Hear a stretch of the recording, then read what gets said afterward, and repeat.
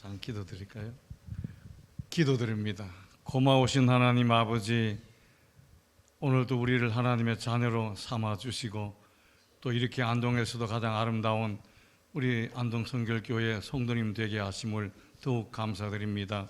부족한 종을 불러사온데 아버지 하나님께서 이 모든 과정들을 역사하여 주시고 은혜되게 하실 줄 믿고 미리 감사하여 귀한 예물들을 드렸습니다. 저들의 마음을 주장하여 주시고 온전히 받으시고 아버지 삶 가운데 하나님의 살아계심을 증거하는 복된 성도님들 다 되게 해주시고 이 땅에 사는 동안 물질에 어려움 없도록 필요한 것 풍성하게 공급해 주시옵소서. 특별히 섬기시는 우리 이기철 목사님 내외분과 또 우리 귀한 자녀분들 다 평강 중에 인도하시고 오늘 또 말씀을 증거한 이 종에게도 능력과 은혜로 함께해 주시옵소서. 모든 순서들을 주님께 의탁하옵고 감사하오며 예수님 거룩하신 이름으로 기도드리옵나이다. 아멘. 예, 정말 감사합니다. 제가 이 교회에 옛날 엘리베이터 없을 때도 다녀보고 그랬는데 너무 감사하고요. 시작하기 전에 몇 가지 또 감사를 드려야 되겠습니다. 제가 군에서는 27년간 근무했는데 늘 이런 얘기합니다. 못생긴 나무가 산을 지킨다는 말 있죠. 그래서 전부 유능한 이규철 목사 같은 분은 다 미리 빼가지고 일반 교회 다 데려가고 우리 이제 정말 좀 부족한 사람들을 머물러 뒀다가 하다 보니까 군에서 27년간이나 이제 복무하게 됐는데 정말 이규철 목사님은 인품이나 학문적으로나 또 목회적으로 모든 일에 제가 군은 선배지만 진짜 존경하고 정말 좀 아끼고 사랑합니다. 이런 말이 있잖아요. 전도할 때도 많이 씁니다만은 인생의 방황은 예수님을 만남으로 끝나고 그런 인생의 방황은 예수님 만나기 전까지는 계속 방황합니다. 그리고 또 이제 신앙의 방황은 올바른 교회를 만남으로 끝난다 그랬어요. 목사로 은퇴해도 올바른 교회를 못 만나면요 그냥 방황해요. 정말 이 교회 갔다 저 교회 갔다 마치 뭐 거린이 얻어먹는 것처럼 그런 생활이 돼요.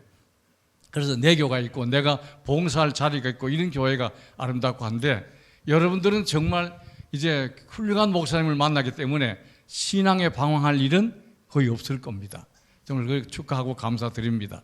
오늘 또 미리 우리 찬양대원들 이 승리에 대한 찬양을 또 많이 불렀더만요. 그러니까 소돔 고모라 같은 지역에서도 우리가 하나님을 믿고 승리한다. 그래서 성경에는 성공이라는 말보다는 승리라는 말을 많이 쓰죠. 그러니까 대통령이 되고 장관이 되고 장군이 되었다 그래서 그 사람은 성공했네 그럴 수 있어요? 아니잖아요. 마치고 감옥 가거나 뭐 가거나 또 뭐 부엉이 바위에서 뛰어내린 사람도 있고 이러니까 이런 점에서 그걸 승리라 할 수 없죠. 성공이라 할 수 없죠. 그래서 성공은 하나님이 판단하시고 대신 우리에게는 승리를 보장하셨습니다. 하나님의 별명이 만군의 여호와, 만군의 여호와.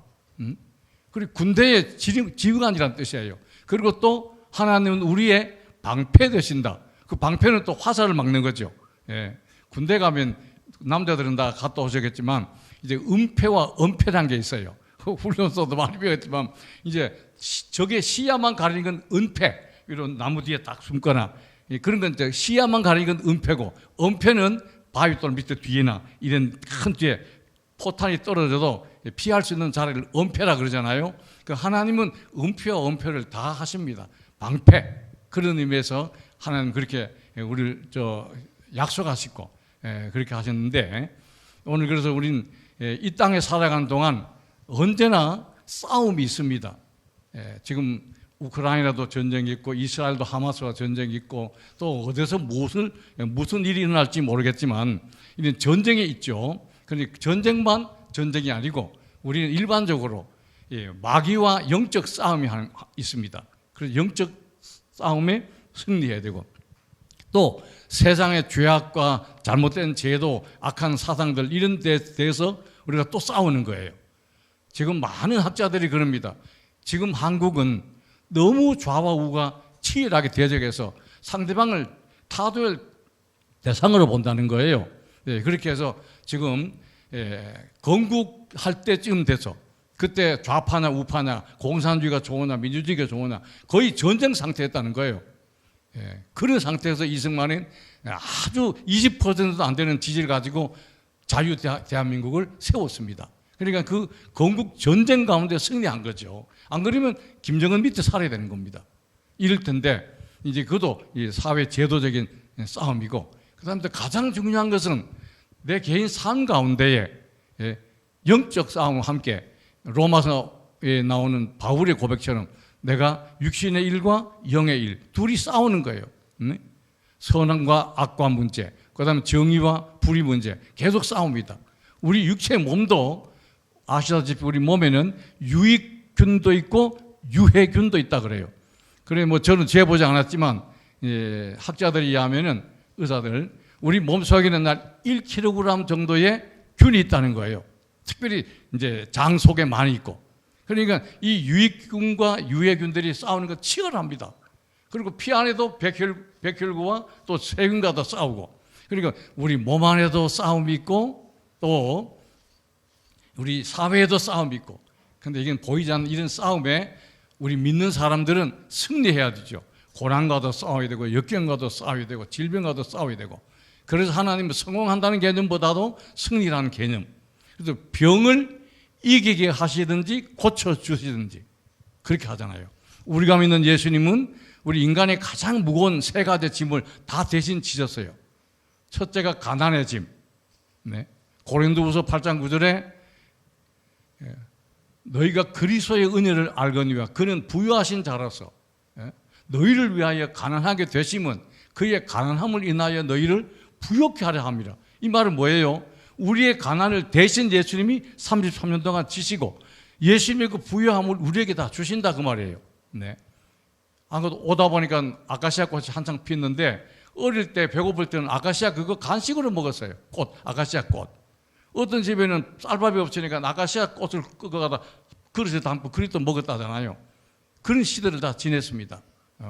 저도 서울서 유교동란을 만나가지고 아버님 돌아가시고 국회 의사당 자리가 옛날 공동묘지 자리였어요. 거기 임시 매장했다가 전쟁 다 끝난 다음에 이제 여기 의성 산운리에 선산에다가 모셔놨어요.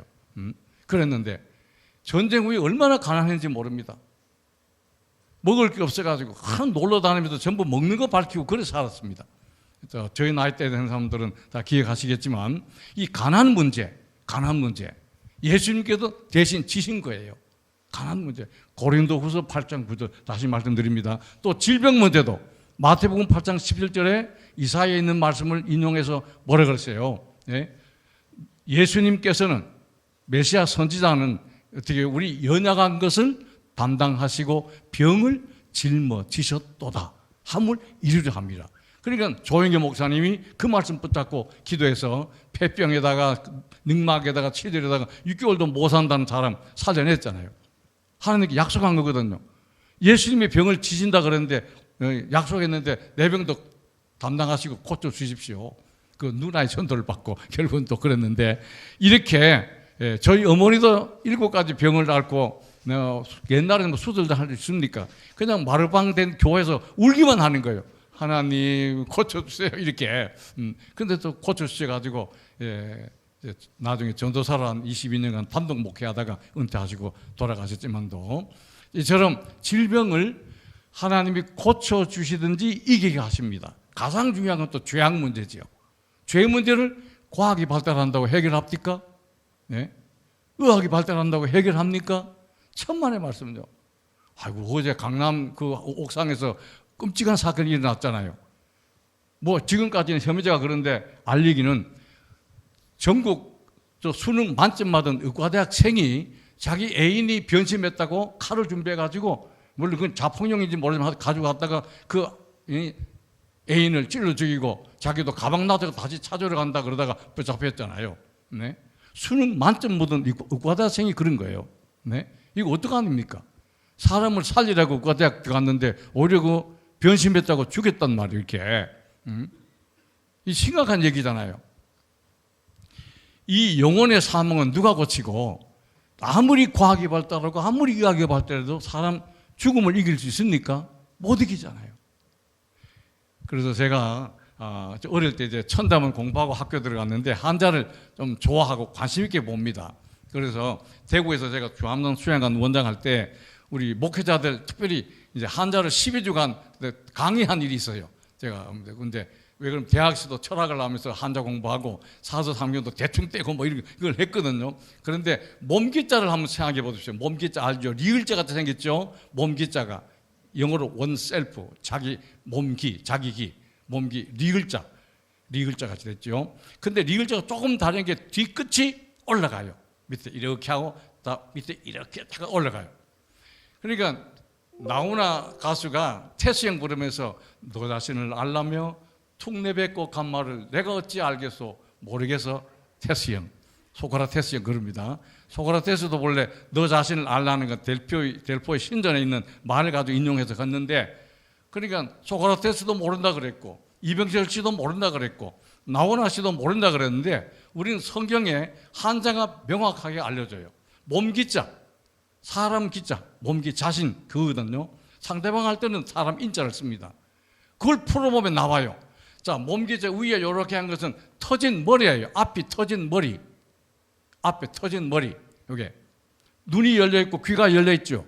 근데 코가 열려 있고 입은 수시로 열렸다 닫혔다 하고 그렇잖아요. 그리고 밑에 니은같이 이것은 무릎 꿇는 자세. 그리고 발뒤꿈치가 튀어나온 겁니다. 이해되시죠? 한자는 중국 글보다도 사실 우리 은나라 시대 때 동이민족이 누구 민족이에요? 우리 민족 아니에요. 우리 민족이 창제했다고 다 중국 역사에 나옵니다. 네. 그러니까 한자 속에는 엄청난 복음이 들어있어요. 죄자도 넉사 밑에 아닐 빚자, 네 가지 아닌 것, 불신, 불법, 불의, 불선 딱 나와요. 성경대로 다 있잖아요. 네. 사람이 선을 행할 줄 알고도 행치 않으면 죄인이라 할 때, 그게 네 가지 중에 마지막 야고보 4장 17절에 나오잖아요. 그러니까 이게 한자 속에는 엄청난 복음이 들었습니다. 또 뭐 쉽게 하면 직을 줬자, 이게 삐침이고 이 흙토 밑에 입구 있고 옆에 쉬엄쉬엄 걸어가 책받침뱀이 있어요.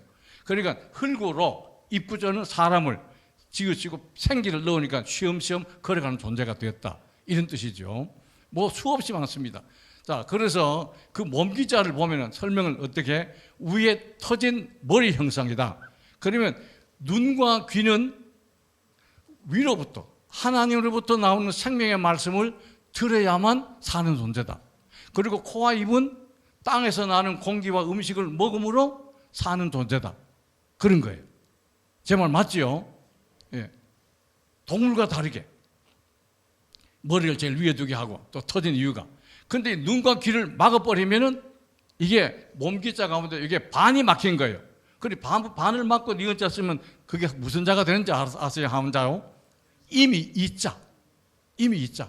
그러니까 반이 막히면 이미 사람 구실을 못 한다는 거예요. 그게 이미 이자. 근데 완전히 막혀버리면 뱀사. 완전히 막히면 뱀사.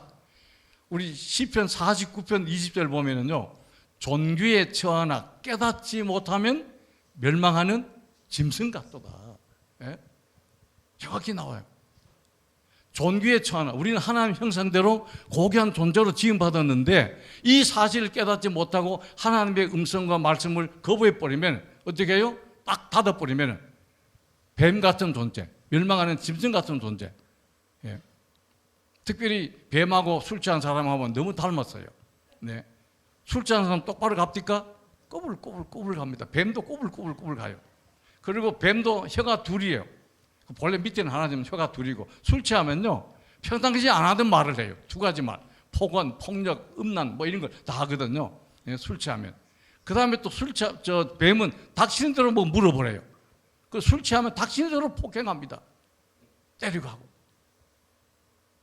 그러니까 우리 하나님께서 몸기자를 주실 때 이렇게 그 원리가 위로부터 생명의 말씀, 진리의 말씀을 항상 들어가지고 깨달아서 영원히 살고, 호흡하고 음식을 먹어서 육신이 살아야 올바른 인간, 하나님이 창조한 목적대로 사는 인간이다, 이런 의미가 있거든요. 그런데 그걸 모르니까, 야, 몸기자 써놨고 자기를 모르다니, 난 놓고 기억자 모른다고 옛날 그랬는데 몸짓자를 보면 그 자기 자신이 어떤 존재인지 안다 그 말이에요. 그리고 니은자 가운데 이렇게 있는 건 무릎 꿇는 자세라 그랬죠. 무릎 꿇는다는 것은 뭐예요? 첫째, 겸손이에요. 겸손. 하나님 겸손한 자에게 지혜도 주시고 은혜도 주세요. 잠언 11장 2절에 보면 교만이 오면은 욕도 오거니와 겸손한 자에게는 은혜가 있느니라 그랬잖아요. 그러니까 이처럼 겸손해야 된다. 다윗도 얼마나 겸손했어요. 모세 최고라 그랬잖아요. 겸손. 겸손해야 하나님께서 은혜도 주시고 지혜도 주시는 거예요. 그리고 또 두 번째는 무릎 꿇는 것은 순종의 자세예요. 순종. 예수님도 어렸을 때 부모님께 순종하셨더라고 누가복음 2장 51절에 글 있죠. 순종하셨더라. 순종. 그리고 또 세 번째는 회개하는 기도. 회개와 기도. 그때 어릴 때 잘못하면 복도 나가서 무릎 꿇고 책상 이렇게 뒤집어 쓰고 이렇게 많이 그런 거 좀 했는데 이처럼 회개하고 기도할 때 무릎 꿇는 거예요. 예수님도 겟세마네 동산에서 무릎 꿇고 기도하셨잖아요. 바울도 밀레도 항구에서 무릎 꿇고 기도하고 무릎 꿇고 기도하는 거 정자세. 근데 엘리야는 보니까 무릎 사이에 머리까지 넣었던데 저는 해보면 안 들어가요 그렇게. 어쨌든 간에 이 무릎 꿇는 것은 첫째 겸손이고 둘째 이제 순종이고 세 번째는 회개와 기도다. 기도 없이는 하나님과 우리가 영적 교류를 못하니까. 그래서 오늘도 세상을 이길 수 있는 힘이 거기서 다 나오거든요. 이 기본적으로 그래서 여러분들 누구 가더라도 내가 어떤 존재냐 하면 몸기자 설명하시면 됩니다. 그렇죠? 네. 근데 오늘은 특별히 이제 승리의 최상의 승리에 대한 것 그런 말씀을 드릴 텐데 군대에서도 전쟁에 승리 못하면은 죽거나 노예가 됩니다. 굉장히 중요한 문제죠. 그래서 오늘 여러분들 아시다시피 사도행전 16장에는 2차 전도 여행 때 바울과 실라가 고린도 항구에 들있다가 트로아에서 이제 배 타고 건너가서 빌립보 도시에 들어가서 전도를 했는데 그 귀신 들린 처녀가 이제 뭐 점을 치고 그랬거든요. 그 맨정신은 못 하잖아요. 귀신이 들어야 점을 치는데 그걸 보고 불쌍히 여겨서 바울이 귀신을 쫓아내버리니까 그 여자가 점을 못 치는 거예요. 그러니까 이 점 쳐가지고 돈 버는 주인이 따로 있었단 말이에요. 저것 봐라, 저게 내 영업 방해했구나. 이래가지고 끌고 관가에 가서 이 사람이 우리가 알지도 못하는 이상한 풍습 전하는데 이 사람 징계해달라고. 그러니까 보지도 않고 옛날은 저자라 그랬어요. 이제 요즘하고 젓는 시장하고 또 달라요. 옛날에는 성 안에는 입구에 광장 있잖아요. 거기에 물건도 팔고 재판도 하고 그런 장소를 저자라 그래요. 원래 이게 우리 마켓이라고 번역하면 안 되거든요. 그것도. 네. 그러니까 거기에서 이제 관과가 이제 매구 치고 그리고 옷 다 벗기고 감옥에 넣어버렸어요. 그때 감옥에 넣어도 착고라고 이제 쇠고랑 쇠가지고 발도 묶어놓고 이렇게 들었는데 그때 바울이 어떻게 해요? 보통 사람 같으면 하나님 내가 뭐 잘못했습니까? 귀신 들린 사람 쫓아내고 병든 자 고치고 전도하다가 이게 무슨 꼴이에요? 하나님 살아계시면 이럴 수 있습니까? 얼마든지 그럴 수 있어요. 근데 반쯤인데요 바울과 실라가 뭐 했어요? 기도하고 찬미했다 그랬어요. 네. 그러니까 다른 사람들 저게 정신이 이상자들인가 이렇게 했을 거예요. 네. 근데 바울이 계속하는 거 보면 너무 진지하거든. 그러니까 다른 죄수들도 감동을 받았던 모양입니다. 근데 밤 한밤쯤 지났어요. 밤 2시, 3시경에. 그러니까 간수는 졸았어요. 이제 검을 옆에 놔두고 존단 말이에요. 그러니까 목부터 탁탁탁탁 하고 지진이 난 거예요. 제가 성지순례 갔다가 에베소에도 지진 만나가지고 그때 어떤 목사님은 군복들 한 20명 갔거든요. 자기 사모님 놔두고 내 뺐다가 얼마나 혼났는지 모릅니다. 그랬는데 아이고 지진 만나가 실감이 나더만. 그런데 이제 지진이 나니까 옥토가 다 움직여 버리잖아요. 옥토가. 그러니까 필경 도망간 줄 알고. 옛날 시청원에 가서 살 때는 부산 교도소 저 봤어요. 요만한 환풍기 놓고 다이어트 해가지고 빠져 도망갔잖아요. 2년 동안 못 잡았잖아요. 나중에 잡는데 지금도 신창원이 어디 뭐 있을 거예요. 광주 어디 교도소 있을지 모르겠는데 이랬는데 의뢰의 창문 부서지고 다 무너지면 도망간 줄 알고 깜깜하니까 그러니까 간수가 자기 검을 빼서 자결하려고 그럴 때 바울이 스톱 가만히 가만 우리가 다 도망가지 않고 여기 있다 그런 거예요. 앞뒤는 다 성경을 다 안 읽었지만 그러니까 간수가 뭐라 그래요? 갑자기 조금 전까지는 죽일는 뭐하고 욕하던 간수가 바울 보고 엎드려가지고 선생님 호칭이 다르잖아요. 내가 어떻게 해야 구원을 얻겠습니까? 그랬더니만 유명한 31절 다 같이 한번 앙송해 볼까요? 주 예수를 믿으라. 그리하면 너와 내 집이 구원을 얻으리라. 저도 사실 제가 초등학교 2학년 때 먼저 교회 나오고 동생 데리고 나오고 3년 뒤에 어머님 나오고 동생은 대구도 내당 중앙교 장로로 있고 그랬는데 어머니는 전도사로 있다가 마치고 그런 분만. 그러니까 결국 우리 집이 다 구원받은 거예요. 또 종영수도 믿게 하고 전부 다 이렇게. 자, 이처럼 그 말씀대로 된 거예요. 그러면 이 말을 잠깐 접어두고 여러분들 그 20여 년 전에 스티븐 코비 박사가 성공하는 사람들의 7가지 습관이라는 책이 있어요. 제가 그걸 보고 좋아가지고 또 부대 방문할 때마다 지휘관한테 책 선물 잘합니다. 뭐 다른 걸 못하고 책을 드리면 뭐 뇌물 줬다 소리도 안 할 거고 그렇잖아요. 그러니까 책 선물 많이 하는데 오늘도 이 목사님한테 또 제가 나오는 신간 책 사는 또 드렸는데 그 책 선물하기를 좋아합니다. 자, 그랬는데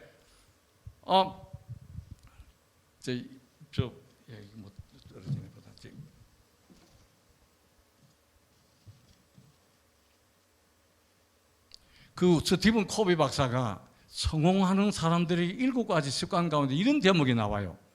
우리가 싸우면은 4종류가 있다 그랬죠. 하나는 나도 지고 남도 지고. 우리나라 사람들이 잘하니까 야, 너 죽고 내 죽자고 이렇게 잘하잖아요. 그거 다 죽는 거예요. 나도 지고 상대방도 지고. 그다음 두 번째는 나는 이긴데 상대방은 지고, 아니면 또 나는 지고 상대방이 이기고. 이건 둘 중에 누가 하나는 지는 거예요. 이기고 지는 거. 그 축구 경기 할 때 보면 적어도 이제 토너먼트에 8강 가면은 반드시 승부가 나야 되잖아요. 그러면 승부가 안 나면 이제 페널티킥 골 차가도 그 승부를 결정합니다. 우리 이번에 인도네시아한테 져버리잖아요. 그렇게 승부차게 했어요. 자, 그래가지고 저 프랑스 파리 하는 올림픽 못 갑니다. 우리가. 자, 이처럼 그 인도네시아 감독도 신태용이가 우리 한국 사람이에요. 그러니까 승부차게 하는 거예요. 반드시 한쪽에 지거나 한쪽에 이기는 거. 근데 이런 게 있죠. 부부 싸움 잘하죠. 부부 싸움 많이 합니다. 네. 그런데 부부 싸움한테 보면 누가 통계적으로, 이건 100%는 아니지만 통계적으로 그래요. 부부 싸움에 이기는 쪽이 대부분 다 먼저 죽더라. 여러분 오래 사시려면 저 주세요. 이거 통계적으로 나와 있습니다. 예. 자, 부부 싸움에 반드시 이긴 쪽이 먼저 죽는다. 그러니까 꼭 조심하고. 그래서 여자분들이 더 오래 사시는 게 아니겠는가. 남자보다 평균 7년 더 오래 사거든요. 예, 그렇죠. 근데 이게 한쪽 지고 이기는 거. 그 다음에 이제 마지막은 나도 이기고 상대방도 이기는 것. 윈윈이라는 게 있어요. 윈윈. 나도 이기고 상대방도 이기고. 그런 게임 어디 있겠는가? 제가 이제 설명을 드릴게요. 자, 여러분들 참고로 성경 마태복음 11장만 펴만 놓으세요. 제가 설명을 드릴 테니까. 거기에 보면 2절 이하에 마태복음 11장에 예수님보다 6개월 먼저 태어난 이종 사촌인 세례 요한이 있어요. 에세네파 출신인데 세례 요한이 그 당시에 30대 넘어가지고 보니까 헤롯 왕이 불륜을 저지르고 있어요. 헤롯 왕이 자기의 동생 남편, 동생의 아내 헤로디아 하고 불륜의 관계였어요. 그걸 본 세례 요한이 왕이 그러면 되냐고 규탄했어요. 그러니까 어떻게 해요? 헤롯 왕이 저 세례 요한 입 다물게 못하겠냐? 죽이려고 그래도 어떻게 400년 만에 나타난 선지자라고 그래도 겁나도 못하겠고 그렇다고 또 놔두니 계속 입을 떠들고 그래가지고 사하의 동편 마케리우스라는 여름 별장 지하 감옥에다가 가다 놔버렸어요. 세례 요한을. 마케리우스라고 성경에는 안 나오는 지명입니다. 이제는 지금은 다 나와요. 그게 나오는데 마케리우스 감옥의 여름 별장에 옛날에는 다 여름 별장이 저도 모스크바 가고 피터스버그라고 옛날 베드로 도시라 그러겠는데 그쪽에 가보니까 여름 별장이 있더라고. 왕의 여름 별장. 이렇게 갔는데 여름 별장 감옥에다 집어넣었어요. 근데 그때 세례 요한이 잘못해서 들어갔어요? 아닙니다. 정의 외치다가 올바르게 왕 지적하다가 감옥에 들어가요. 근데 거기 보면 이들리아의 세례 요한의 제자도 있습니다. 왔다 갔다 면회하고 오는 건 제자가 있었거든요. 예, 보십시오. 우리 뭐 아무리 약한 사람도 그 다른 추종자가 있잖아요. 그런데 이제 세례 요한은 도둑 그러니까 제자가 있는데 세례 요한이 생각해 보니까 나는 예수님을 저렇게 올리고 세례도 주고 예수님을 메시아로 선언했는데 이상하다. 왜 나를 안 빼주고 감옥에서 왜 구출도 안 하고 찾아보고 면회도 오지 않고 왜 이럴까? 이건 제가 이제 덧붙이는 거예요, 거기에. 그러니까 세례 요한이 섭섭마귀가 들어온 거예요. 섭섭마귀가. 이제 교회에서 시험 들 때 섭섭마귀가 제일 먼저 들어옵니다, 그게. 그러니까 섭섭마귀가 들어와가지고 세례 요한이 그럽니다. 내가 저렇게 선포해줬던 예수가 참 메시아가 맞냐? 참 맞냐? 지금은 유대인들의 95%가 예수님을 메시아로 안 봅니다. 지금도. 이슬람도 그렇고 안 봐요. 메시아를 안 봐요. 그래도 선지자 중에 하나. 이래 보는데 그래서 세례 요한이 섭섭해가지고 자기 제자들을 예수님께 보내요. 정말 예수가 우리가 기다리는 메시아 맞느냐 안 맞느냐 확인하고 오라는 거예요, 이게. 그래서 이들리아에 묻는 말이 당신이 정말 메시아입니까? 우리가 또 다른 메시아를 기다려야 됩니까? 하고 예수님께 물어요.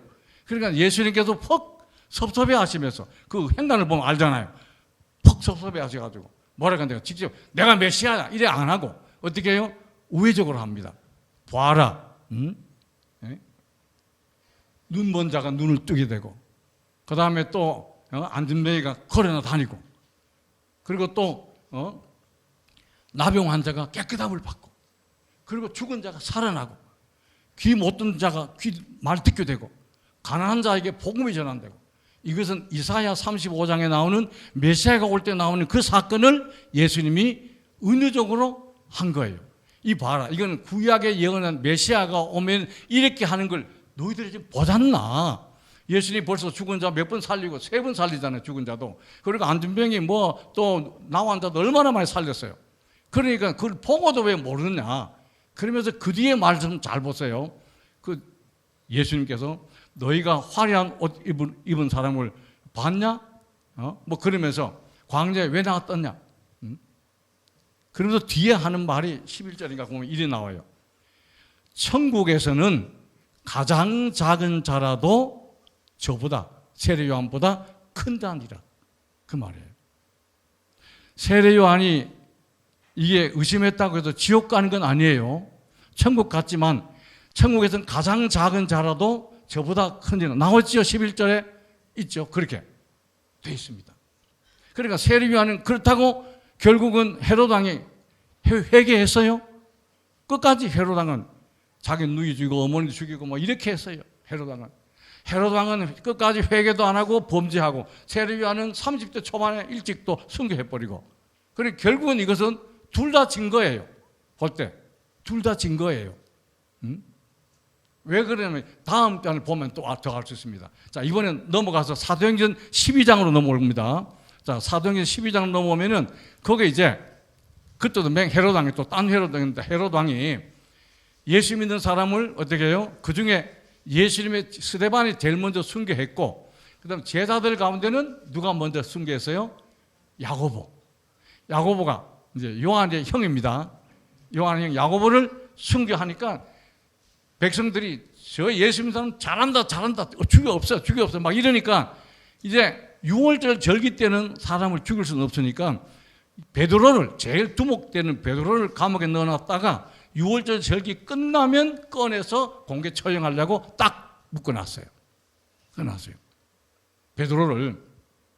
그런데 이제 내일이면 끌려나가는 그날 전날 밤에 교인들은 마가요한 다락방에서 그 당시 모이는 장소니까 그 소위 아지트라 그러죠. 그 장소에서 밤새 잠 안 자고 기도해요. 하나님 저 세례 요한 살려주세요. 하나님 도와주세요. 이러면서 막 기도하는데 밤중에 어떻게 갑자기 선자가 나타나서 그럽니다. 문도 톡톡톡 열리고 누구는 이게 자동문의 시초라 그러대요. 이 오다 보면 자동문이 있대. 그러니까 자동문에 센서가 물론 있지만 천사가 또 그 이중으로 합니다. 전방에 가면 그래요. 저 전방 GOP 가서도 잠자고 많이 했는데 반드시 통문을 두 개 넣어야 돼요. 세 명이 한테 모여야 한 문 열고 그다음 뒤 가면 또 GP는 또 열어야 돼요. 함부로 월북 못하고 못 들어오게. 그런데 그것도 감옥을 이중으로 간 거예요. 바깥 문이 있고 안문에 있고 바깥에 4명이 보초 서고 안에 4명이 보초 서고 이래 지키고 있어요. 그런데 어떤 형편인지 문을 척척 열리고 천사가 나타나서 베드로야 일어나라. 그러니까 꿈인지 생신인지 모르지만 일어났어요. 겉옷을 걸치라. 그러니까 손 묶여있는 것도 풀려고 겉옷을 걸쳐요. 나가라. 그러니까 문이 저절로 열린 거예요. 이게 자동문 있죠. 두째 문도 나가고. 그러니까 베드로가 제일 먼저 어디 갔겠어요? 자기도 결혼했지만도 아내를 찾고 할 텐데도 맨 먼저 교회를 찾아갔어요. 그것도 믿음이 참 얼마나 있어요. 교회를 찾아갔는데 두드렸어요. 그 심부름한 소녀가 누구야 누구? 한밤중에 두드리니까 나야 나 빨리 문 열어줘 그러니까. 그러면 너무 기쁜 나머지 문 열어준 걸 잊어버리고 와서 성도님 앞에 와서 성도님들 우리 베드로가 지금 돌아왔어요. 그러니까 야 이 밤중에 헤로드 왕이 무슨 뭐 마음 변이가 풀어줬겠나. 너 헛소리 듣는 거지. 아니면 그게 천사든지. 근데 계속 문을 두드리는 거예요. 이렇게. 아차 내가 문 안 열어줬네. 그리고 이 소녀가 가서 문 열어주니까 정말 베드로가 온 거예요. 그래서 앞에 와서 이제 자초지정을 설명한 거죠. 얼마나 할렐루야입니까? 근데 문제는 그 다음에 벌어진 거예요. 그 이튿날 아침에 헤로드 왕이 이제 사람들을 모아놓고 베드로를 처형한다고 다 물려 모아놓고 다 준비했는데 끌고 나와. 이제 지켰는데 첫째 문 열고 둘째 문 열고 보니까 베드로가 깜짝같이 없어진 거예요. 깜짝같이. 그러니까 어떻게 했습니까? 어젯밤에 보초 서던 14명, 4명씩 내조니까 16명을 다 대신 처형해버려요. 그게 사도행전 12장에 나와요. 그러니까 베드로는 그 감옥에서 아까 바울처럼 기도하고 찬송했습니까? 하나님 알아서 하십시오. 나 잡니다 하고 쿨쿨 잤잖아요. 그게 가장 좋은 믿음은 좋은데 그렇잖아요. 내일이면 끌려나가는데 처형당하는데도 그 베드로는 하나님 손해볼 걸요 그러면서 아마 잤을지 몰라요. 내 지금은 하나님 손해볼 거예요 이러면서 아주 배땅 좋은 믿음으로 잔 거예요. 그래도 본인은 살아남았는데 승리했지만 어떻게 해요? 애매한 군인 16명이 대신 죽임을 당했다 그 말이에요. 네. 이게 생각할 일입니까? 얼마나 놀라운 일이에요. 그런데 오늘 보십시오. 바울과 실라도 마찬가지로 베드로처럼 범죄에도 들어간 거 아니잖아요. 네? 그런데도 이 밤중에 하나님 살아계시면 이렇게 날 그래 둡니까 하고 아마 삿대질하고 데모를 해서 할 거예요. 근데 바울은 그러지 않고 그 밤중에 아프기도 하고 억울하기도 하고 그런데도 어떻게 해요? 예? 찬송하고 기도했어요. 찬송 부를 때 뭐 반주도 하고 그런데 그때 신영균 목사님 제가 이제 대구에서 집회를 많이 했어요. 우리나라 유명한 목사님들 다 거의 많이 모셨어요. 그래서 했는데 그때 오관성 목사님 이제 침례였죠. 그러니까 이제 바울 그 얘기할 때 이렇게 설명하더라고. 악기가 없으니까 쇠고랑 게 이제 철사랑 그 쇠고랑 있잖아요. 그러니까 저것도 흔들면 저것도 그렇죠. 그거 맞춰가지고 찬양했다는 거예요. 그건 상상이지만 가능한 얘기입니다. 옛날 그저 어떤 팀들 보니까 난탄가 뭐 소뚜껑 들고 나가 치고 냄비 뜨고 나가 치고 그래 하더만요. 없으면 그래 하면 되죠. 그러니까 이제 찬송을 불렀단 말이에요. 찬송은 그 내용이 감사예요. 감사의 표현은 찬송이고 시편 69편 30절 31절 보면 뒤에 이제 띄울 텐데 시편 69편 30절 31절 보면 이렇게 나와요. 내가 노래로 하나님의 이름을 찬송하고 또 내가 감사함으로 하나님을 위대하십니다 할 텐데 그럴 때는 뿔과 굽이 있는 황소를 드림보다도 하나님을 더욱 기쁘시게 할 것이다. 여러분들 제가 청도 소상하는 데 가봤어요. 이중근 장로님이 또 군수 될 때 저희들이 선거운동하러 돌아다니까 같이 성씨와 같이 할 때 대구에서 그래서 그 초대받아 갔는데 저 황소 한 마리 얼마 하니까 8천만 원에 1억씩 한다는 거예요. 보통 소는 3,400만 하는데 저 싸움 소는 8천만 원 1억씩 한다는구만요. 그거 뭐 돈을 또 많이 버니까 근데 황소 한 마리가 평균 그래서 300만 원 혹은 400만 원 그럽시다. 그러면 우리가 노래로 하나님을 찬송하고 감사함으로 하나님을 위대하시다 하면은 그다 찬송 내용이거든요. 네? 그 한 번 부르려면 황소 한 마리 드림보다도 하나님 더 기쁘시 간다는 거예요. 그러면 우리 찬송할 때 아까 찬송 몇 곡 불렀어요. 그러면 소 한 4마리 값 다 이상 다 번 거예요. 그래야 되는 겁니다. 네? 그러니까 찬송은 감사하고 같잖아요. 그런데 하나님께서 기적을 일으키신 거예요. 응? 기적을 일으키신 거예요.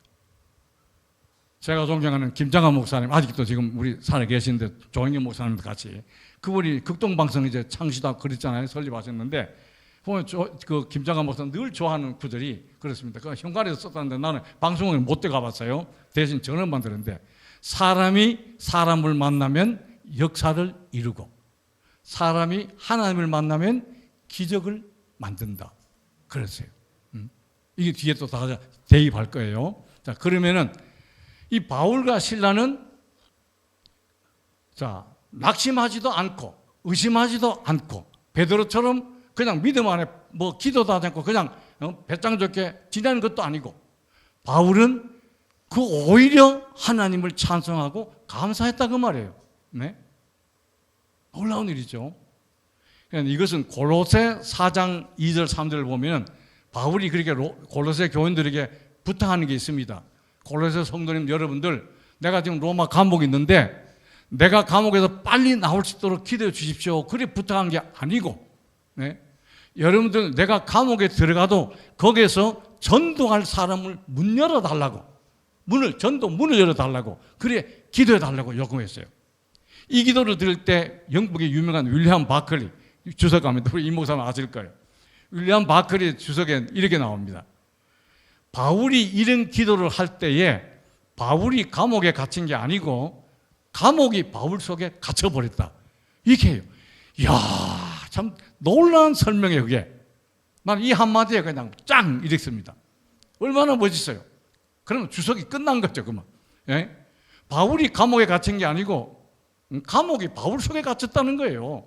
예? 내가 비록 감옥에 갇혔지만 여기에 아직 추록해서 나올 수 있도록 기도 요구하는 게 아니고, 예? 뭐라 그러냐. 감옥에 들어가도 전도할 문을 열어달라고 그렇게 기도한 거예요. 그러니까 바울도 똑같이 이렇게 하나님 역사로 했잖아요. 그러니까 죄수들이 전부 다 감동을 받아요. 하나도 도망가지 않았잖아요. 찬송 내용을 뭘 불렀는지 모르지만 하나님을 찬양하고 구원의 능력을 냈고 했을 거 아니에요. 그러니까 그걸 보고 야, 저것들 미친 게 아니네. 이렇게 감동을 받으니까 이 문이 다 부서졌는데도 도망가지 않았어요. 이럴 때. 그리고 오히려 간수도 보통 죄수 놓치면 자기가 대신 죽거든요. 그러니까 에라 모르겠다가 자결 하려고 그러니까 끌려가도 고문당하고 죽을 바에는 그래 자결 하려고 그럴 때 수도 그러지 마. 몸 상하지 마. 우리가 다 여기 있다고. 그러니까 엎드려가지고 선생님 내가 어떻게 하여 구원을 얻겠습니까? 이 구원은 둘 다 의미합니다. 예. 이런 상황에서 죽음 자리에서 다 구원하겠나. 죄수들이 도망 안 갔으면 죽을 일은 없지요. 그런데 어쨌든 간에 구원 받겠습니까 하니까 그럼 너와 주 예수를 믿어라. 그러면 너와 내 집이 구원 얻겠다. 그러고 바울과 실라를 VIP 대접해가지고 자기 집에 초청해요. 그래서 맡긴 자리 전부 약 발라주고 씻어주고 그 다음에 음식 대접해서 먹이시고 그리고는 세례를 다 받았어요. 이래가지고 빌립보 처음 교회가 선 거예요. 유럽의 첫 교회입니다. 그게. 이래 선 거예요. 그러니까 여기 보십시오. 바울도 VIP로 승리해서 나오고 간수들도 죄수들도 다 구원받게 되고 어떻게 해요? 이게 윈윈이에요. 다르죠? 세례요한하고도 다르고 베드로와도 다르고 바울은 달라요. 오늘 그래서 제가 뒤에 한번 이제 한번 뒤에 그 공식 같은 거를 저게 D는 앞에 있는 디스페어 절망이라는 뜻이죠. 디스페어. 그 다음에 꼬박이는 덤치고 그냥 막 덮는 건데 또 아닌 것도 됩니다. 둘 다 돼요. 그러니까 디스페어 하지 말고 혹은 절망을 기도로 덮으라는 뜻도 됩니다. 디스페어는 절망이고 낙심이고 플레이어는 기도. 이건 아주 저 대문자로 저렇게 다 빨간 글씨로 저는 점콕찍을 하려고 그러는데 잘했네요. 그렇게 하고 그걸 끝나지 말고 플러스 끝나면 그 다음에 저희가 C는 complain, 불평이잖아요. 불평. 그리고 그것도 하지 말고 대신 뭐 하는 거예요? T는 thanks, 감사하라. 예. 그러면은 뒤에는 답이 뭐가 나옵니까? M은 미러클은 기적. 그리고 또 영광. 그런데 이제 시편 50편 15절에 보면 이런 말씀이 있어요. 환난 날에 나를 부르라. 내가 너를 건드리니 네가 나를 어떻게 한다고요? 영화롭게 하리라. 기적을 베푸면 영화롭게 나죠. 영화롭게. 환난 날에 나를 부르라. 내가 너를 건드리니 네가 나를 영화롭게 하리라. 자, 이게 아마 이 지구상에 처음에는 제가 이제 만든 공식이에요, 이게. 그러니까 쉬운 공식이지만 제가 뭐 미적분도 고등학교 때 배웠지만도 그런 복잡한 건 아니고 쉽지요? 절망하지 말고 기도하라. 그리고 그거 끝나지 말고 불평하지 말고 감사해라. 그러면 기적과 영광이 창출된다. 답이 나온다. 그런 거거든요. 네? 그러니까 이런 의미에서 꼭 기억하시기 바랍니다만은 자, 오늘 여기 사도 바울이 그 절망스러운 상태에서도 절망하지도 않았고 불평도 했어요? 안 했어요. 오히려 감사했다는 말은 찬송했다는 말이에요. 그랬더니만 기적이 지진이 난 거예요. 물론 지진도 이건 하나님이 쓰시니까 어떤 때는 기적으로 쓰시고 어떤 때는 징벌로 쓰십니다. 지진. 전쟁도 마찬가지예요. 그런데 하나님 이렇게 쓰시는 거예요. 그러면 대입에 보면 여러분 이승만 대통령 보셨죠? 우리 특별히 이규선 목사님이 저를 초청해가지고 그러니까 건국전쟁 영화를 봤는데 저는 일찍 이제 1965년 대학 이제 입학했어요. 65년도에 그때 이승만 대통령이 돌아갔었어요. 그래가지고 이승만 대통령에 대해서 관심 갖고 도서관에서 책도 드리고 또 나름대로 관심 있게 공부했어요. 신앙뿐만 아니라. 그런데 이승만은 연구할수록 너무너무 무진무진해요. 그래서 잠깐 드릴게요. 이승만은 본래 세종대왕의 둘째 형은 효령이고 제일 큰 형이 양녕대군이에요. 그 세종대왕의 제일 큰 양녕대군의 16대 손이에요. 이경선 씨 아들고 어머니는 서당집 따님이었는데 김씨로만 알려져 있어요. 옛날 여자들 이름 없습니다. 족보에도 없고 호적에도 없고 옛날 전부 다 그랬어요. 결혼하면 사위 이름만 들어오고 여자 이름은 없었어요. 참 여러분들 행복한 시대입니다. 다 자기 이름 갖고 사니까. 그래서 옛날엔 그랬는데 그래서 이제 그 이경선 씨가 물론 나기는 먼저 낳았는데 나서 일찍 죽어버리니까 태어날 때는 6대 독자로 태어나요. 6대 독자. 2대도 아니고 6대 독자로. 그러니까 그 어머니가 이승만을 잉태했을 때요. 100일 불공기도 들었어요. 하도 잘 죽으니까. 제 어머님도요. 10남에 나가 6 잃고 4명만 살았습니다. 늦게 낳은 아들은 제 외삼촌인데 제 동생보다도 더 어려요. 외삼촌이. 어릴 때는 말 못하면 귀 받고 막 그랬는데 지금 나중에 보면 외삼촌이 삼촌인데 그렇게. 자, 하여튼 6대 독자였는데 그러니까 얼마나 귀합니까? 그런데 이승만은 6살 때 천자문을 다 떼고 그때 한시도 벌써 썼어요. 제가 다 설명 못하지만 이런 내용이에요. 야, 바람은 손도 없는 게 어떻게 나무들을 다 어루만지고 또 다리가 없는데 어떻게 하늘 이쪽에서 저쪽에 다 건너뛰어 다니냐. 6살 때 쓴 한시가, 한타로 쓴 시가 그래 됐어요. 그리고 17살 때 사서삼경을 다 떼요.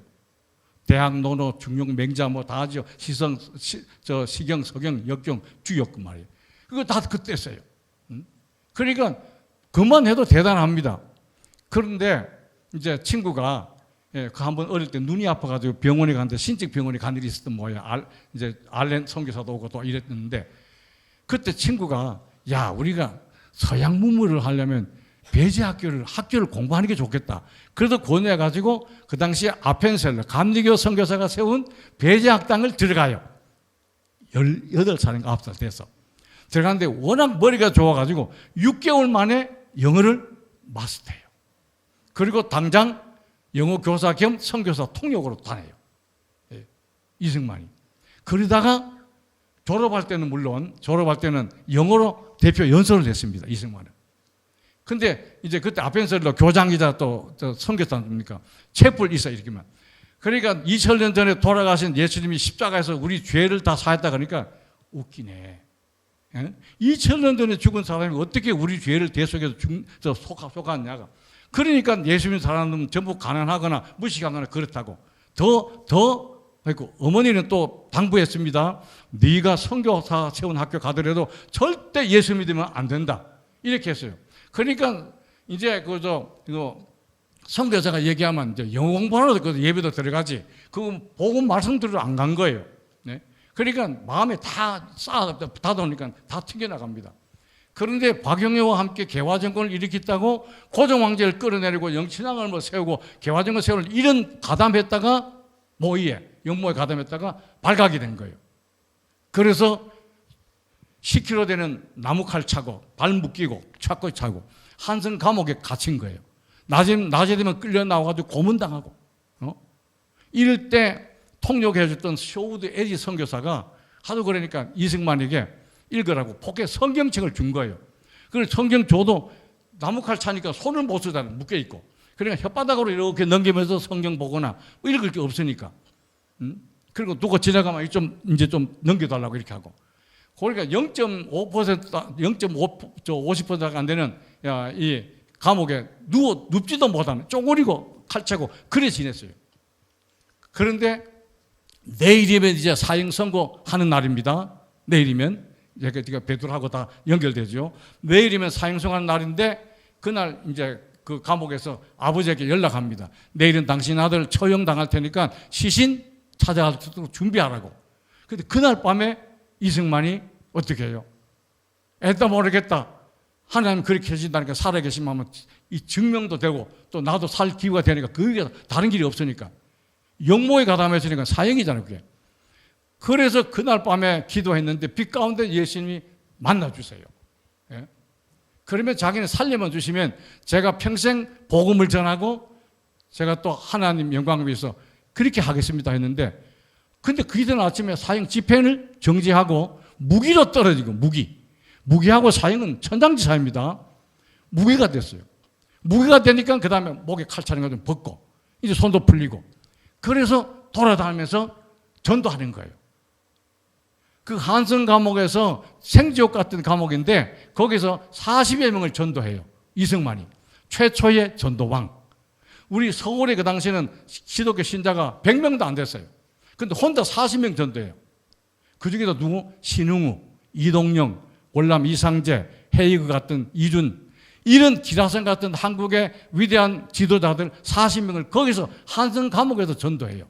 그리고 매주일마다 모여가지고 예배도 드리고 성경 공부도 해요. 이렇게.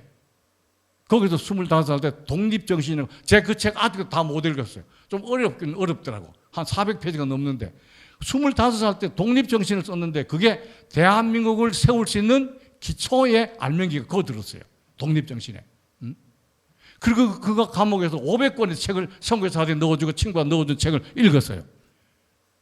이승만은 평생 2만여 가지 책도 또 논문도 막 썼습니다만 이렇게 해서 5년 7개월 감옥 살고 이승만은 나옵니다. 근데 그 감옥에서 기도할 때 하나님 나 빨리 감옥에서 벗어나게 해주십시오. 그런 기도 한 번도 안 했어요.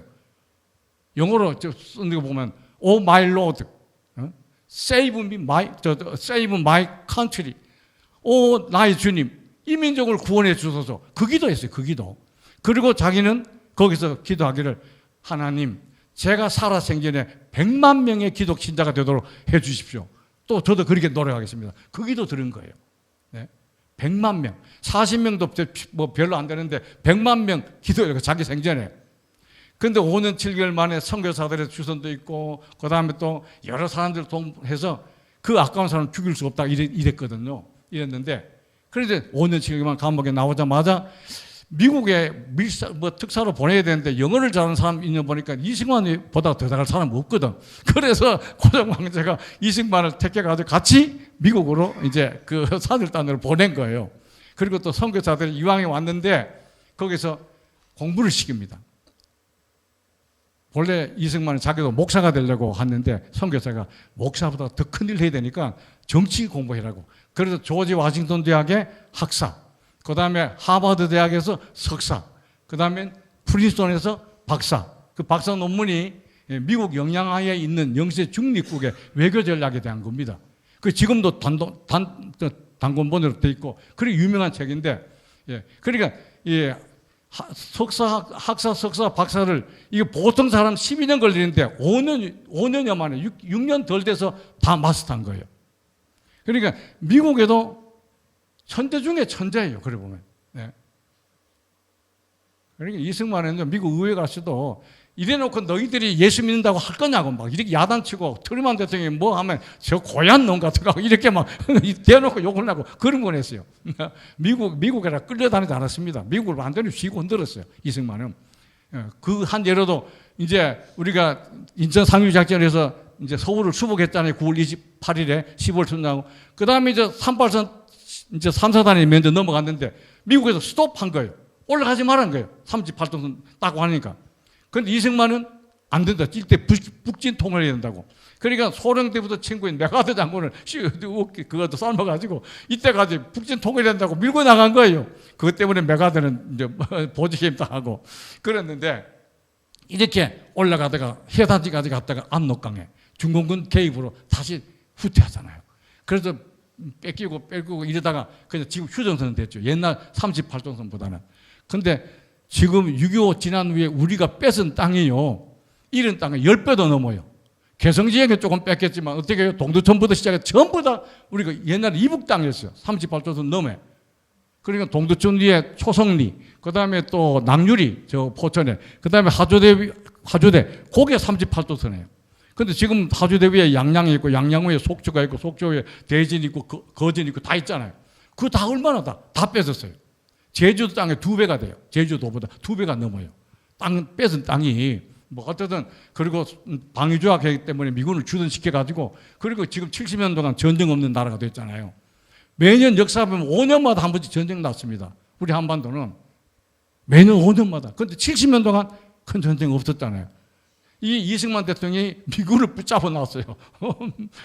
한미 상호 방위조약을 맺어가지고. 그걸 국회 도서관 가면 이런 얘기했습니다. 한미 상호 방위조약은 새우하고 고래가 맺은 조약이라고 그래 얘기해요. 그 국회 도서관 자료에 보면 이제 그런 표현을 했습니다. 사실 그때 한국이 뭐 벌겠어요? 국민 소득 50불도 안 됐는데 저 아프리카 가나 수준밖에 안 되는 대한민국이 어떻게 세계 초강국 미국하고 상호 방위 조약을 맺나 그 말이에요. 그다가 탁월을 합니다. 미국을 쥐고 흔들었어요. 그렇게 말 안 듣는 데가 제주도, 거제도 다 포로수용소 다 석방지게 버리고 말았잖아요. 이렇게 했는데 어쨌든 이승만은 이렇게 한 다음에 그 얼마나 놀라운 사실을 보는지 모릅니다. 그런데 1923년이면은 1917년에 이제 볼셰비키 혁명이 나는 건 1917년 10월달 일어났잖아요. 볼셰비키 혁명이. 그리고 6년 만인데 미국에서도 아무리도 모르는데도 이승만은 공산주의는 반드시 망한다는 것을 빼뚫었어요. 공산주의는 반드시 망한다. 그래서 5가지를 얘기합니다. 첫째, 사유재산을 다 없애버리면 백성들이 전부 다 열심히 일하지 않을 거다. 그래서 모두가 더 가난하게 살 수밖에 없다. 맞지요?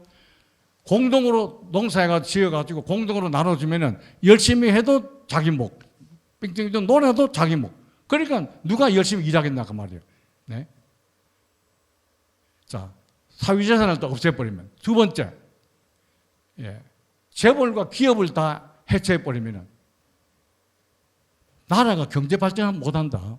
지금 좌파들의 논리가 죄송하지만 그렇게 재벌 해체, 주한미군 철수, 한미 방위조약 폐기, 미군 철수, 국가보안법 폐기 이건 두고 나오잖아요. 네, 지금 국회에도 그런 사람 몇 사람 들어가 있습니다. 자, 동조하는 사람도 많고. 그런데 그 생각해 보십시오. 재벌 해체해버리고 나면 어떻게 됩니까? 이 큰 기업이 있어야 거기에 직원들이 가서 일할 거 아니에요. 그래야 살지요. 그리고 재벌을 해체하면 장기도 떨어지는 겁니다. 그래서 이승만은 그걸 이미 안 거예요. 세 번째는 지식인을 다 처단해버리면 국민들이 우매해진다. 지식인을 다 처단하면. 그러니까 캄보디아도 이제 폴포트 정권 때 공산을 할 때 어떤 줄 압니까? 저같이 안경 끼고 손에 구동살 없는 사람 다 죽여버렸어요. 네? 다 200만 명이나 다 죽였단 말이에요. 1000만 명 중에 200만 명을 다. 지식인, 요거는 우리 교화가 안 되고 안 된다고 하니까 아주 싹을 없앤다고 다 죽여버렸어요. 네? 또 베트남이 공산할 때는 또 노인들을 다 죽여버렸어요. 이건 뭐 써먹을 데도 없고 또 고집세가도 안 된다고 이래가지고. 그리고 종교인 기독교인들 뭐 특별히 다 그랬잖아요. 군인 경찰들. 이랬는데 이 지식인을 처단하면 우리가 백성이 우매해진다고. 맞죠? 그래 된 거예요. 그리고 또 한 가지. 예? 종교를 말살해버리면 백성들이 도덕적으로 타락한다 그랬어요. 그러니까 좌파 정권은 엉망입니다. 죄송하지만 운동권들요. 옛날 도망다니면서 남녀 합숙하고 다 그랬어요. 많이. 예? 성적 개념이 별로 없었어요. 그러니까 좌파들을 보면은 이런 게 도덕적인 개념이 별로 없어요. 그러니까 종교가 없어지면 그런데 공산주의는 뭐라 그런지 압니까? 하나님은 없다. 그러니까 인간은 하나님의 형상에서 지음받았으니까 거짓말이야. 그러니까 인간은 어떻게 해요? 노동 도구로밖에 사용 안 하는 겁니다. 인정 안 하는 거예요. 그러니까 인권이 있습니까? 없어요. 그러니까 막 죽인 거예요. 막 죽인 거예요. 응? 러시아 혁명 때 약 3천만 명 죽였고 모택동이 공산할 때 4천여만 명 죽였고 북한은 300여만 명 다 죽였습니다. 김일성이 공산할 때도. 이기풍 목사도 처음에는 하나님 보낸 지도자라고 김일성을 죽게 세우다가 교회를 다 없애고 핍박을 해보고는 반대하다가 숙청당했잖아요. 김일성 목사도. 모르고, 처음에 모르고 공산주의가 좋은 줄 알고. 이게, 그리고, 그러니까 과학이 발달하면 종교는 없어진다고 이렇게 했던 사람들이 공산주의자예요. 그러니까 절대로 공산주의는 이론은 옳은데 실천이 틀린 게 아니고 이론 출발부터 보이지 않는 하나님 없다고 시작한 종교가 그게 사상이 공산주의입니다. 그러니까 절대로 안 됩니다. 그러니까 이승만 때 왜 친일 숙청을 빨리 안 했나? 친일보다도 더 위험하고 위태로운 공산당을 먼저 막아야 될 거 아니에요. 그러니까 그거 먼저 해놓고 하려고 하다가 늦었는 거예요. 그게. 친일을 용납한 게 아니고 일단 뭐 치안이 먼저 중요하니까요. 사람이 무질서는 독재는 살 수 있어도 무질서는 못 삽니다. 독재는 그래도 살 수 있어요. 네? 독재는. 이승만 독재했다, 박정희 독재했다 그래도 제 친구가 임명진 목사하고 김전호 목사예요. 다 신학 동기가. 그 사람들은 그때 긴급 구호조치 걸려가 감옥에 가서 남산에 끌려가 고문도 받고 감옥에서 살다가 나왔어요. 김전호 목사도 다. 네? 대학도 선배, 같은 과 같은 선배인데 신대원은 동기입니다만은. 임명진 목사라고 알죠? 노동운동 많이 했던. 근데 나는 뭐 와서 목회하니까 하나도 유신 때 지장 없어요. 사는 데는. 예? 그래서 백기환 씨가 그 박정희 대통령 때 감옥 갔던 분이 뭐라 하냐니까 이런 평을 남겼어요. 나 같은 사람 3만 명은 못 살게 굴었지만 3천만 명을 잘 살게 했다고. 박정희 평을 내가 그 제일 정확한 표현이다. 그렇게 표현합니다. 자, 이처럼 이렇게 했는 일인데 종교를 말살해버리면 결국은 어떻게 돼요? 예? 백성들이 타락하고 우매해요. 그리고 마지막 5번째는 소련을 종교국으로 삼다가는 반드시 피본다. 우크라이나가 지금 그랬잖아요. 우크라이나가. 스탈린 때 다 그 동조했다가 다 지금 500만 명이 굶어 죽었거든요. 우크라이나가. 예, 엄청난 겁니다. 그러니까 이미 미국도 아무도 모르는데 공산주의는 반드시 망한다는 것을 이승만은 딱 알고 그러다 선전했는데 미국 사람들도 뭐 저거 나이 든 사람이 뭐 헛소리 한 거지 이런 식으로 했잖아요. 네? 그리고 일본이 미국을 침략할 것도 다 미리 6개월 전에 예언했다가 전쟁이 나고 또 이승만 저 보통 얘기가 아니구만. 그래 공부하기 시작하고 새로 보기 시작했잖아요. 참 하나님의 은혜이기도 합니다. 네, 이렇게 됐는데 오늘 시간이 좀 여기까지 또 시간이 많이 갔네요. 마무리 짓겠습니다. 자, 그래서 아까 그 말씀대로 이승만은 1965년 90세에 하와이에서 세상 떠날 때 그때 어떻게 해요? 우리 기독교 신자가 200만 명이나 넘었어요. 자기는 자기 죽기 전에 사는 동안 100만 명 했는데 200만 명 어떻게 했나? 혼자 다 전도한 게 아니에요. 이승만은 첫째 군대 내에 군목을 이기철 목사님 저와 같이 군대 내에 군목을 둬가지고 젊은 청년들한테 복음 전하게 했습니다.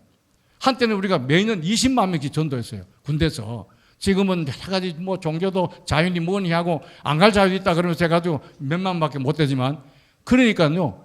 이 군대를 통해서 얼마나 많은 우리 영혼 구원했습니까? 또 학교마다 기독교 학교마다 교목 세우고 또 기독교 병원마다 원목 세우고 성소병원 다 원목 있죠. 대구 동산병원도 다 있고 원목 세우고 형무소마다 형목을 또 뒀어요. 이래가지고 혼자 하는 게 아니고 조직적으로 시스템으로 전도해가지고 돌아가실 때 200만 명이 넘는 기독교인들을 만든 거예요. 아시아에서는 최고입니다. 예?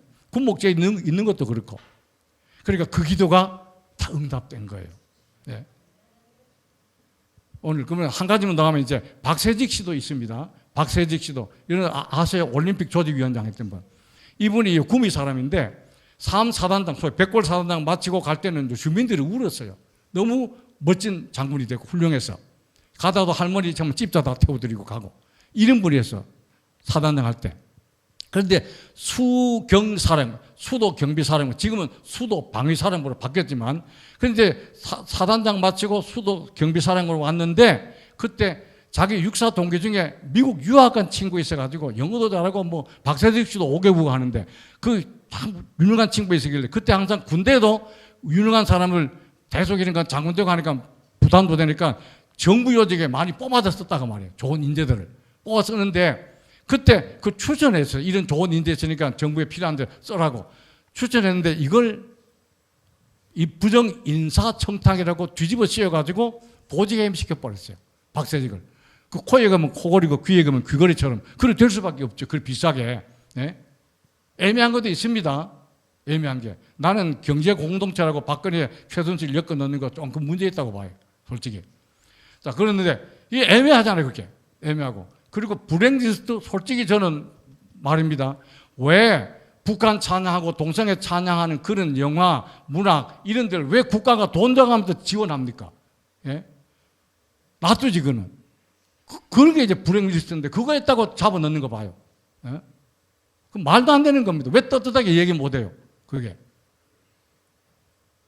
나라를 좀먹고 동성애 이렇게 권장하는 그런 문학, 영화 같은 거 그걸 왜 정부가 돈까지 줘가면서 지원해 드나 말입니다. 박해는 안 할지라도. 그렇죠? 예? 박해도 안 하는데. 그러니까 이건 뭐가 문제가 있어요. 이건. 제가 군에서도 많이 얘기하는 건 뇌물을 받는 사람보다 주는 자를 몇 배 쳐봐야 된다고 그 총장님 앞에도 여러 번 얘기했는데도 아직 그다 안 듣대요. 법에서도 안 듣고 군에서도 그렇고. 응? 자, 어쨌든 간에 그러게 됐는데 박세직 씨가 그렇게 보직임 됐어요. 그러니까 대통령께 품해라 그러니까 이미 대통령이 결재났다는 거예요. 어떻게 합니까?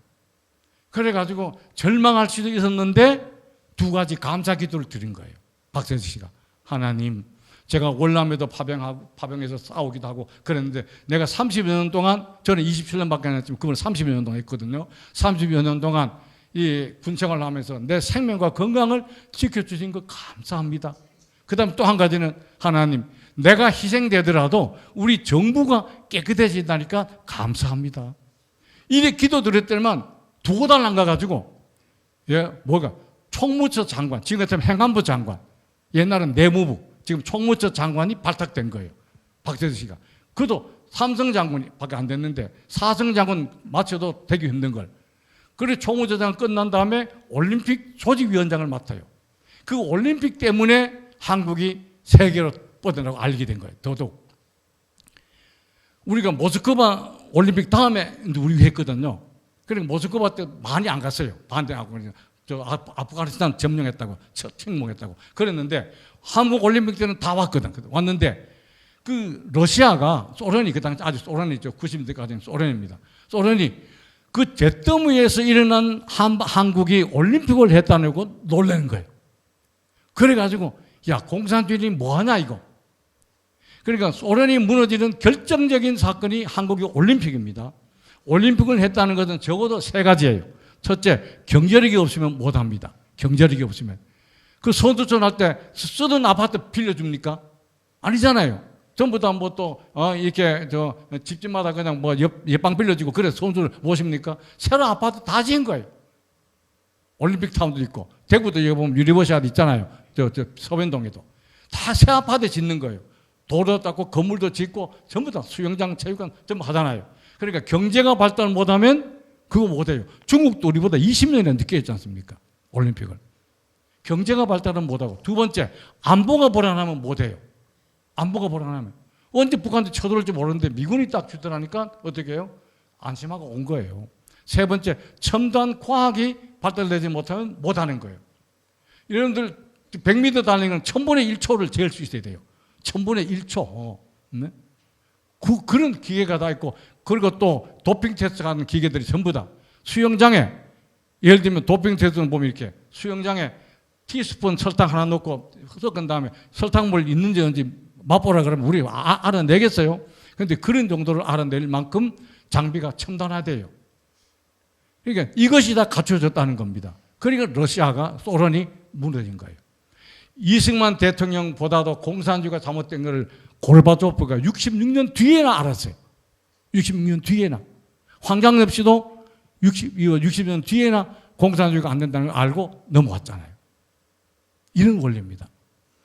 그러니까 좀 얘기가 빗나간데, 이승만 대통령도 베드로처럼 사형 직전 전날 하나님의 은혜로 살아나서 자기 그 감옥에서 그 얼마나 참 놀라운 일입니까? 그래서 아까 얘기 좀 이름했지만 지옥 같은 환경에서도 그 사람들이 모여서 기도하는 모임을 복당회, 복복자, 집당자, 복당회.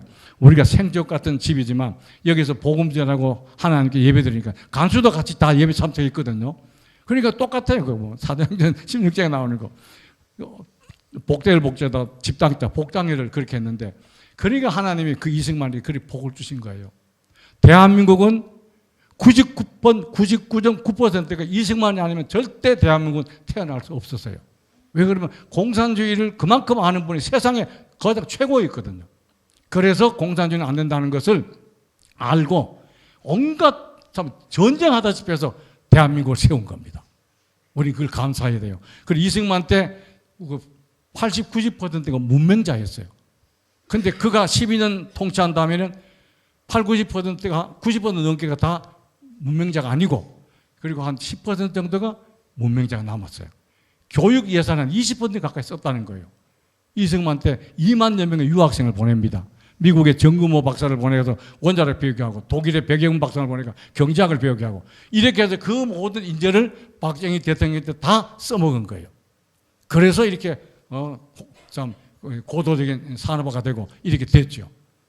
그리고 또 1만 달러 이상 이 경제 수준이 안 되면 민주주의도 안 됩니다. 학력이 낮아도 안 되고 경제 수준이 낮아도 민주주의 못 합니다. 다 공산주의 손들이 다 넘어가니까. 이 점을 꼭 기억하시고, 우리 믿는 사람이 그렇기 때문에 애국자가 되지 않을 수 없어요. 네. 3.1운동도 마찬가지고. 그리고 오늘 여러분들 정말 이렇게 제가 말씀을 조금 있다 보니까, 지금도 대구 지역에 많이 다니면은 이와 같이 국가가 너무 위험하니까 좀 부끄러운 얘기지만 큰 교회들은 이런 시사나 국가적인 게 별로 얘기를 안 해요. 그래도 누가 그랬더라, 죄송한 얘기지만 평양에 가서 꽃배 만들 다 물렸나 웃으면서 그런 얘기도 합니다. 아무 소리 비판도 못하고 하는 건. 예? 부끄러운 얘기인데, 오늘 어쨌든 대한민국 1000만 성도들이 깨어나면은 교회도 살고 나라도 살릴 줄 믿습니다. 기도드리겠습니다. 하나님 아버지, 부족한 종이 오늘 또